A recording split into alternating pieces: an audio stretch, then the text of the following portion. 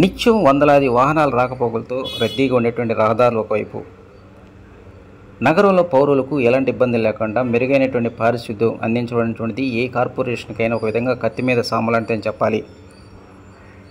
ఇక కార్పొరేషన్ కానీ మున్సిపాలిటీలో కానీ అదేవిధంగా గ్రామీణ ప్రాంతాలు ఎక్కడైనా సరే పారిశుద్ధ్యం మెరుగుపరచడానికి రాష్ట్ర ప్రభుత్వం ప్రతి సంవత్సరం స్వచ్ఛాంధ్ర అవార్డుని ప్రకటిస్తుందన్న విషయం మనందరికీ తెలుసు.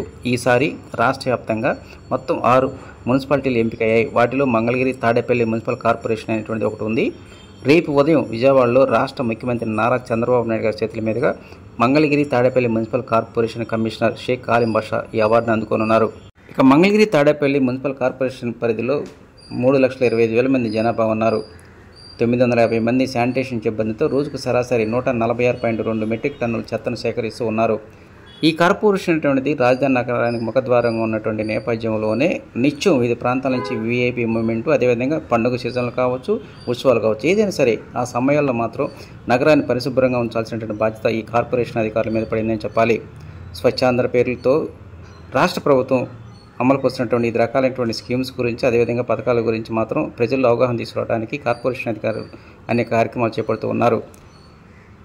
సేకరించినటువంటి చెత్తను రీసైక్లింగ్ విధానం కావచ్చు, అదేవిధంగా వివిధ రకాలైనటువంటి విధానాల ద్వారా ప్రజలు అవగాహన కల్పించడానికి మాత్రం కార్పొరేషన్ అధికారులు ముందుకు వెళ్తున్నారని చెప్పవచ్చు.